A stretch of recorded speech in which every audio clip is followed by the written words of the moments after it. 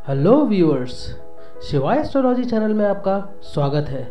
इस वीडियो में आज हम बात करेंगे सितंबर महीने में होने वाले बृहस्पति देव के गोचर की। इस वीडियो में हम यह भी जानेंगे कि सारी राशियों और लग्नों पर इस गोचर का क्या प्रभाव पड़ेगा। बृहस्पति देव 12 सितंबर 2017 को तुला राशि में गोचर कर रहे हैं और वहां भी लगभग 11 अक्टूबर 2018 तक रहेंगे। बृहस्पति देव एक राशि में लगभग 1 साल और 1 महीने रहते हैं। इस गोचर का फल समझने से पहले देखते हैं बृहस्पति देव क्या दर्शाते हैं। इससे आपको उनके नतीजे आंकने में और भी ज्यादा आसानी होगी। बृहस्पति देव को हम गुरु भी बोलते हैं। सारे ग्रहों में ये सबसे ज्यादा सात्विक प्रवृत्ति के होते हैं। किसी भी भाव पर इनकी दृष्टि मात्र से ही उस भाव से जुड़े हुए सारे अशुभ परिणाम कम हो जाते हैं। यह जिस भाव में भी बैठते हैं वहां की ग्रोथ यानी कि वृद्धि कर देते हैं। वो ग्रोथ थोड़ी स्लो भी रहती है।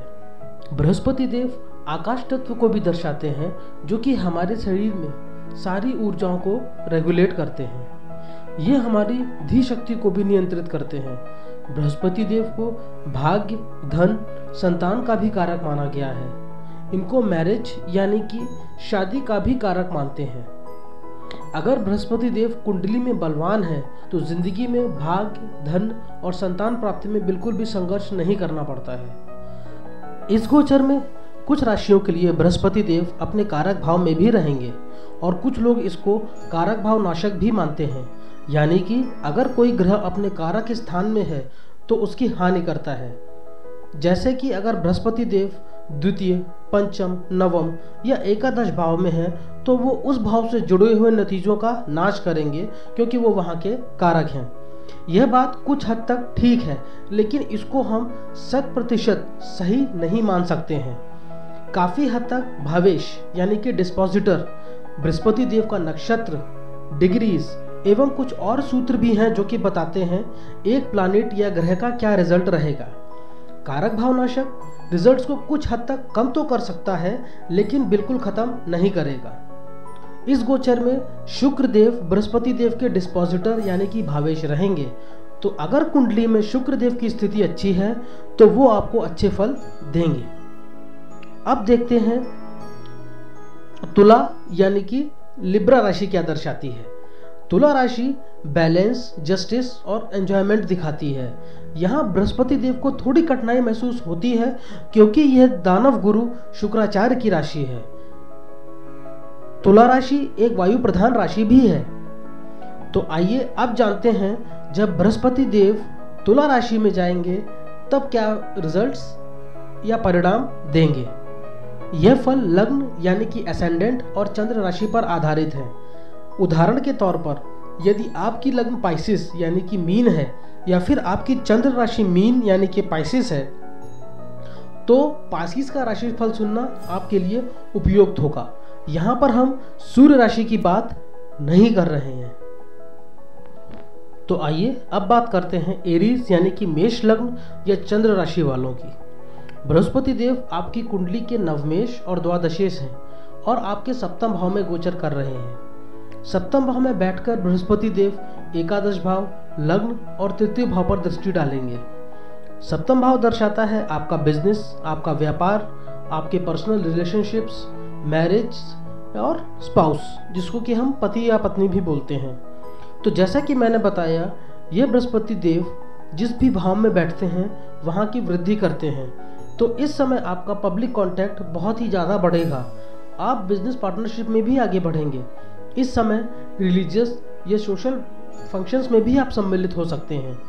यह समय आपके व्यक्तित्व को भी निखारेगा और उसको मन भावन बनाएगा। फाइनेंशियल मैटर्स के लिए यह समय बहुत अच्छा रहेगा। अगर कुंडली में शुक्र की स्थिति कमज़ोर है तो इन सब शुभ फलों में कुछ कमी आ सकती है। इस समय आपको अपने स्पाउस, जिसको कि हम पति या पत्नी भी बोलते हैं, की सेहत का ध्यान रखना पड़ेगा। टॉरस यानी कि वृषभ लग्न या चंद्र राशि वालों के लिए बृहस्पति देव आपकी कुंडली के अष्टम भाव के और एकादश भाव के स्वामी हैं। यह आपके छठे भाव में गोचर कर रहे हैं। छठा भाव में बैठकर बृहस्पति देव दशम भाव, द्वादश भाव और द्वितीय भाव पर दृष्टि डालेंगे। छठम भाव दर्शाता है आपके शत्रु, आपका रोजमर्रा का काम, आपकी सर्विस, कोर्ट केसेस, लिटिगेशन, बीमारी, चोट चपेट और एडिक्शंस। इस समय आपको अपने स्वास्थ्य का ख्याल रखना होगा क्योंकि गुरुदेव अपनी शत्रु राशि में होंगे और वो भी छठम भाव में। लेकिन साथ ही साथ ये आपके अष्टम भाव के स्वामी भी हैं, तो यह विपरीत राजयोग की भी स्थिति बना सकता है। आपको अपने कोवर्कर्स का सहयोग प्राप्त होगा। यह बृहस्पति देव आपको कोई छोटी मोटी बीमारी भी दे सकते हैं। इस समय हो सकता है आपके शत्रु आपको हानि पहुंचाना चाहें या आप पर हावी हों। इस समय आपका सामना कुछ बुद्धिमान शत्रुओं से भी हो सकता है जिनका सामना करने में आपको थोड़ी दिक्कत आ सकती है। यह समय उधार या लोन लेने के लिए भी ठीक नहीं है। यह समय आपको कुछ लॉसेस होने की संभावना दिखा रहा है क्योंकि बृहस्पति देव की सप्तम दृष्टि द्वादश भाव पर रहेगी। यह बृहस्पति देव आपको अपने कार्य क्षेत्र या सर्विस में मिश्रित परिणाम देने के योग्य होंगे। जेमिनी यानी कि मिथुन लग्न या चंद्र राशि वालों के लिए बृहस्पति देव आपकी कुंडली के सप्तम भाव और दशम भाव के स्वामी हैं। ये आपके पंचम भाव में गोचर कर रहे हैं। पंचम भाव में बैठकर बृहस्पति देव नवम भाव, एकादश भाव और लग्न भाव पर दृष्टि डालेंगे। पंचम भाव दर्शाता है आपकी क्रिएटिविटी, आपके बच्चे, स्पिरिचुअल प्रैक्टिसेस, आध्यात्म और आपके पूर्व जन्म के कर्म। बृहस्पति देव पंचम भाव के कारक भी होते हैं, तो यहाँ पर ये अच्छा फल देने में बाध्य होंगे। लेकिन इसके लिए कुंडली में शुक्र की स्थिति भी आंकनी जरूरी हो जाती है। इस समय आप अपने बच्चों से भी काफ़ी खुश रहेंगे। आपके बच्चे इस समय बुद्धिमानी, पढ़ाई और खेलकूद को बैलेंस करेंगे। अगर आपका बच्चा इस समय किसी कॉम्पिटिटिव एग्जाम के लिए अपीयर हो रहा है तो यह समय बहुत ही अनुकूल रिजल्ट्स देगा। यह समय आपके भाग्य और गेंस के लिए भी अच्छा सिद्ध होगा। प्रेम प्रसंगों के लिए भी यह समय अच्छा है। यह समय आपको आपके व्यक्तित्व को और निखारेगा। क्रिएटिव पीपल के लिए भी यह समय बहुत अच्छा रहेगा। अगर आप कोई चाइल्ड एक्सपेक्ट कर रहे हैं तो यह समय भी अनुकूल रहेगा। कैंसर यानी कि कर्क लग्न या चंद्र राशि वालों के लिए बृहस्पति देव आपकी कुंडली के छठे भाव और नवम भाव के स्वामी हैं। यह आपके चतुर्थ भाव में गोचर कर रहे हैं। चतुर्थ भाव में बैठकर बृहस्पति देव अष्टम भाव, दशम भाव और द्वादश भाव पर दृष्टि डालेंगे। चतुर्थ भाव दर्शाता है आपकी आंतरिक दुनिया, जैसे कि आपका घर, आपका सुख, खुशी, मन की शांति, वाहन और मुख्यतः से आपकी माता। चूँकि बृहस्पति देव आपकी कुंडली में एक योग कारक ग्रह भी हैं, तो यह गोचर आपको शुभ फल देने लायक होगा। इस समय आपकी माता के साथ आपके बहुत ही ज़्यादा भावनात्मक रिश्ते रहेंगे। आपकी माँ इस समय काफ़ी स्पिरिचुअल भी हो सकती हैं। अगर आप कोई नया घर, प्रॉपर्टी या वाहन लेना चाह रहे हैं तो यह समय अनुकूल रहेगा। जैसा कि मैंने बताया, बृहस्पति देव की सप्तम दृष्टि आपके दशम भाव में रहेगी, जो कि आपको अपने करियर में अच्छी सफलता भी दिला सकती है। हो सकता है यह बृहस्पति देव आपको कुछ लॉसेस भी दें। कुछ छोटी मोटी बीमारियां होने की भी संभावना है, तो कृपया अपने स्वास्थ्य का ख्याल रखें। लियो यानी कि सिंह लग्न या चंद्र राशि वालों के लिए बृहस्पति देव आपकी कुंडली के पंचम भाव और अष्टम भाव के स्वामी हैं और यह आपके तृतीय भाव में गोचर कर रहे हैं। तृतीय भाव में बैठकर बृहस्पति देव सप्तम भाव, नवम भाव और एकादश भाव पर दृष्टि डालेंगे। तृतीय भाव दर्शाता है आपके छोटे भाई बहन, आपकी करेज, आपका टेम्परामेंट, आपका स्वभाव, शॉर्ट डिस्टेंस ट्रेवल, जिसको कि हम छोटी मोटी यात्राएं भी बोलते हैं। इस समय हो सकता है आप कोई छोटी मोटी यात्रा करें जो आपके लिए बहुत अच्छी सिद्ध होगी। कुंडली में अगर शुक्र की स्थिति अच्छी है तो यह समय आपका भाग्य भी आपका बहुत साथ देगा। इस समय आपकी हिम्मत बहुत बढ़ेगी और आप में एक नया आत्मविश्वास देखने को मिलेगा। आपके छोटे भाई बहनों से भी संबंध और मधुर होंगे, उनके कारण भी आपका भाग्य उदय हो सकता है। लेकिन यहाँ पर मैं देख रहा हूँ कि आपके छोटे भाई बहनों को भी कोई छोटी मोटी बीमारी आ सकती है। कृपया उनके स्वास्थ्य का ध्यान रखें। इस समय आपका स्वभाव बहुत ही अच्छा होगा और उसके कारण लोग आपकी बहुत तारीफ भी करेंगे। अगर कुंडली में शुक्र की स्थिति अच्छी है तो यह समय भाग्य भी आपका साथ देगा। वर्गो यानी कि कन्या लग्न या चंद्र राशि वालों के लिए बृहस्पति देव आपकी कुंडली के चतुर्थ भाव और सप्तम भाव के स्वामी हैं और यह आपके द्वितीय भाव में गोचर कर रहे हैं। द्वितीय भाव में बैठकर बृहस्पति देव छठे भाव, अष्टम भाव और दशम भाव पर दृष्टि डालेंगे। द्वितीय भाव दर्शाता है आपकी वाणी, आपकी वेल्थ, आपके फैमिली रिलेशनशिप्स और आपके खाने पीने की आदतें। इस समय आपकी वाणी गुरुतुल्य रहेगी। आप लोगों को अच्छे सुझाव भी दे सकते हैं। आप अपनी वाणी से बिगड़े हुए काम भी बना सकते हैं। धन के मामले में भी यह समय अनुकूल दिख रहा है। अगर आप पिछले कुछ समय से पैसे की तंगी या कमी देख रहे हैं तो यह समय बृहस्पति देव उसको भी दूर करेंगे। आपके फैमिली रिलेशनशिप्स और भी ज़्यादा प्रबल और प्रांगण होंगे। हो सकता है यह बृहस्पति देव कुछ शत्रुओं को बढ़ाएं, मगर आप उनसे सामना करने में सक्षम होंगे। हेरिडिटरी गेन्स के लिए भी यह समय काफी अच्छा सिद्ध होने वाला है।